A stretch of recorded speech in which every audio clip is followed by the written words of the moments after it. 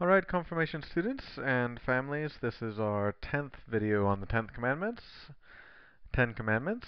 So number 10, you shall not covet your neighbor's wife, or his manservant, or his maidservant, or his cattle, or anything that is your neighbor's. Now you remember that commandments 9 and 10 really split into two. Last time we talked about commandment number 9 as it related to desire. Now, one of the ways that we could talk about desire is not positive desire, because sometimes we do desire things in a positive sense. This is really negative desire, or desire that has negative consequences. And so even if we wanted to take commandment number 9, we could talk about it in terms of lust. And of course, that kind of calls back some of the other commandments, where with the lust of our eyes, we might end up causing the death of a neighbor through murder. Through the lust of our bodies, we may end up committing adultery. And so, number 10, we're going to expand that now and not talk so much about desire, but now we're going to talk about as it relates to possessions. And here we're going to talk about greed. And in the same breath, we might also talk about envy as it relates to the neighbor's possessions. Now, of course, even when we talk about desire in the negative sense, a kind of lust of the eyes, or when we see that turn towards the possessions of the neighbor, what we're also talking about is a violation of the first table of the law. So if you remember the first 3 commandments.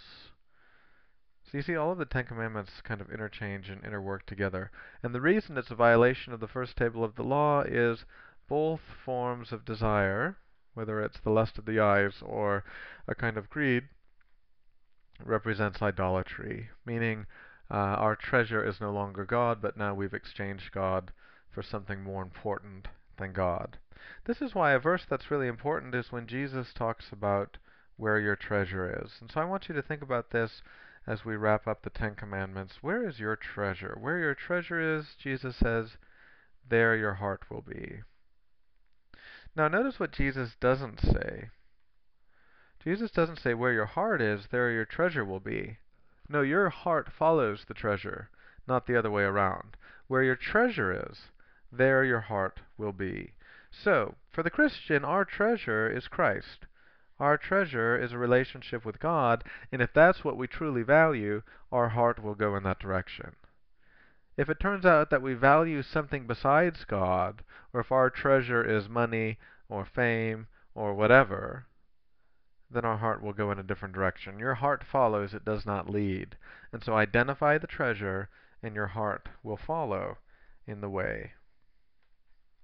Alright, well, when we talk about this, obviously if we look at the commandment, we can talk about how our desire can lead to coveting the neighbor's wife. And we talked a little bit about that last week when we were talking about concupiscence, or the kind of desire, the cupid that leads us astray, misguided love. But also we can talk about possessions, but in our case, no one you know has a slave, no one you know has livestock necessarily. So really what we're going to look at is anything that is your neighbor's. Anything that is your neighbor's. So when it comes to greed and envy, anything that is your neighbor's becomes a problem in this commandment if our lust of the eyes leads us to not only seek after it, but to take it. Now, one of the things that we can talk about is also, we can put this inordinate. Do you know what inordinate is? It means too much. Maybe we can just put excessive. An excessive desire for wealth is also covered by this commandment. So if greed is a concern, greed is one of the values that is really prevalent in America. It's oftentimes a value that can be rewarded. And it's not saying don't work hard, and it's not saying don't be successful if you try out a business, for example, but don't make the treasure of your life literally money. Don't just seek after money as if that's going to make you happy. And I think one of the things that we find, especially in our country, but where we live, is there's a desire for wealth, and with it comes a desire for fame. And these two things together, we hope, will lead us to security. If I have enough money to do what I want, people can't tell me what to do. I can be on a kind of endless vacation. All my relationships will be good, and life is good. And so greed and envy, and then finally an inordinate desire, will lead you into a bad place. And in fact, what you'll not have is the fullness of life that God desires you to have. Now, one of the things that Luther talks about in this commandment too is loyalty in relationship. Loyalty in relationship. Now, what does that mean? What does it mean to be loyal to someone? Well, it could be the relationship between workers, and that's an example that Luther uses. It could be a relationship between family. That's another example that Luther uses. Loyalty in relationships means that you're committed to that relationship. So Luther says this commandment also encourages us to lift up loyalty for people who are workers. To be loyal to the person to whom they work. Be honest in your dealings with them. Give them the fullness of your attention. Give them the fullness of your gifts. Don't cheat them. Don't cheat them out of their possessions, which might be your paycheck. And then the same thing in a family, where you might introduce strife into a family, or where you might introduce a kind of false testimony into a family between a husband and a wife, between a parent and a child, between a brother and a sister. Encouraging loyalty to those relationships, encouraging fidelity in those relationships is also covered by this commandment. Well, that really covers for us the 10 Commandments and everything that's covered in the Catechism, but one reason I wanted to split up these two videos is Luther also adds a last postscript. So, like postscript meaning PS, meaning there's still something here at the end. And so the PS that he offers comes to us from the book of Exodus. And so if you look in your small catechisms, Luther says, what does God say of all these commandments? What does God say?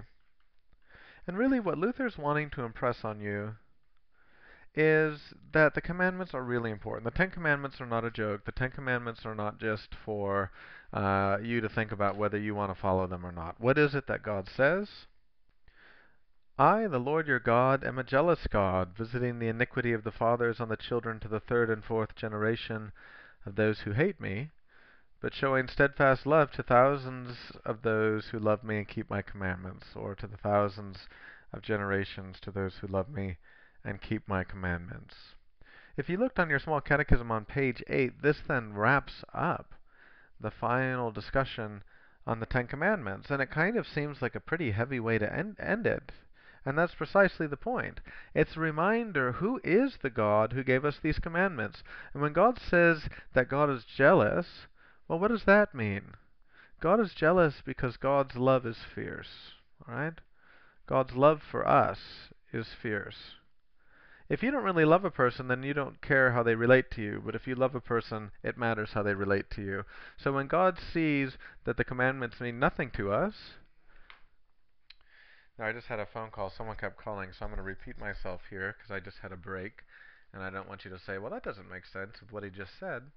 The idea is if you're in a relationship and the person doesn't care how you relate to them, there's a question of whether you really love them or whether they love you or not.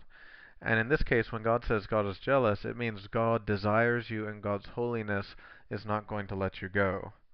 Now, sometimes people have a little bit of trouble with this next section. What does it mean when God says that the iniquity of the parents, and really this is an old way of saying fathers and mothers, will be visited on the children for generations? What it means is your actions matter.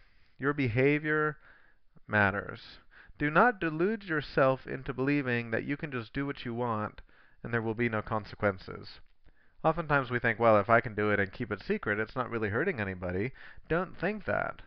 Even things done in secret can have a negative impact on the people close to you or the community close to you.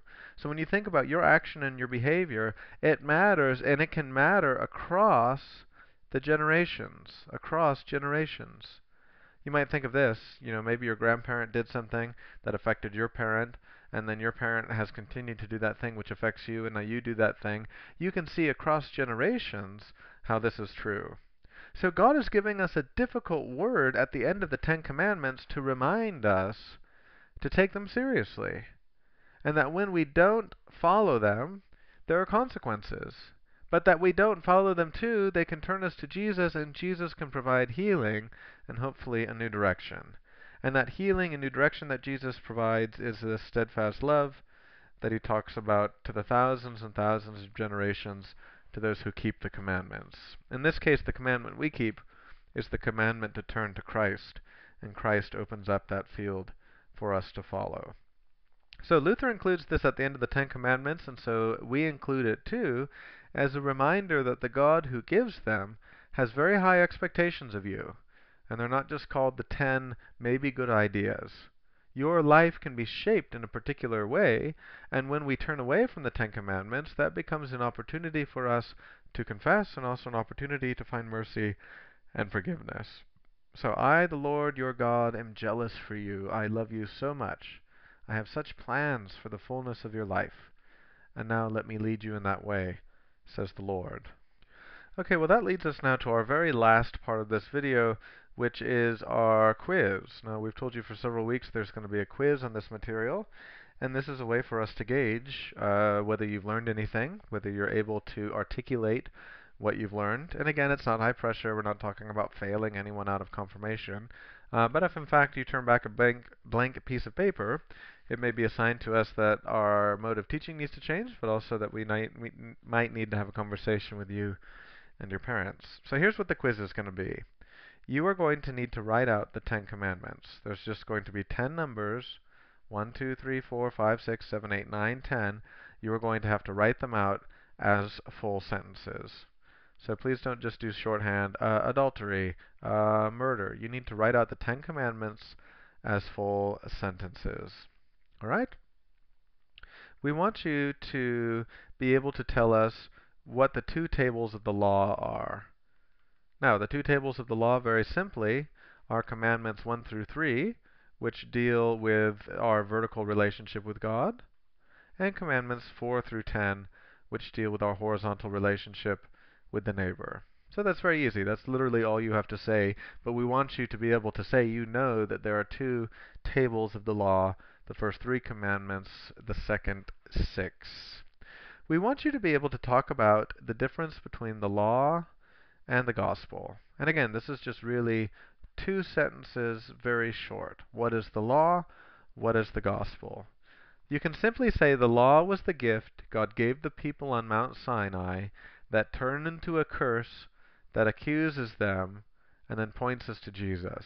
Now that's a very long sentence, so you don't even have to do all that. That's probably too long. You can just say God gave the law to Moses, and the law accuses us. You could just put the law accuses us, and that would be sufficient, okay? The gospel is the good news, God's answer to that curse. And the good news is Jesus crucified and resurrected.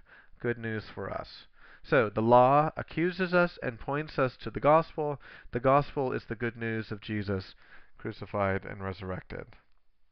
Very simple. Hopefully very simple. All right, then the other thing we want you to do is we want you to pick 3 commandments. And you can pick whichever 3 you want. We're not going to tell you what to pick. And we want you to give us examples of what it means to keep the commandment and to break it. So, give us an example of what it means to keep the commandment, and what does it mean to break it. So, if you say, I'm going to pick don't commit adultery. Okay, well, breaking the commandment is committing adultery. But what are some of the positive ways that we keep the commandment? Respecting the relationship our neighbor has with his or her spouse. All right, so again, not anything too complicated, but just pick 3 commandments and just reflect on them a little bit. What does it mean to keep them? What does it mean to break them? And then finally, there's just going to be like a little word search, not even really a word search, but a kind of connecting the words. And we'll give you just some of the commandments like adultery on one side, murder on this side, and then we're over here on this side we're going to have like anger, lust, and you're just going to say, all right, the seed of adultery is lust, the seed of murder is anger, and you can just draw lines between them to kind of get at what's at the root. And then we're going to talk about like coveting, and it'll just be desire. Something like that. So it's only going to be 3 or 4 words because that's all we talked about as it related to the seeds, and that's the quiz. Write out the 10 commandments, be able to tell us the 2 tables of the law, be able to give a simple definition of the law and the gospel, pick 3 commandments that you can express what they mean, to keep and to break them, And then we'll just have a little bit of matching words, but it's probably just going to be 3 or 4. The two main ones are adultery and murder. And maybe I'll even make it easy and say, what is the seed of adultery?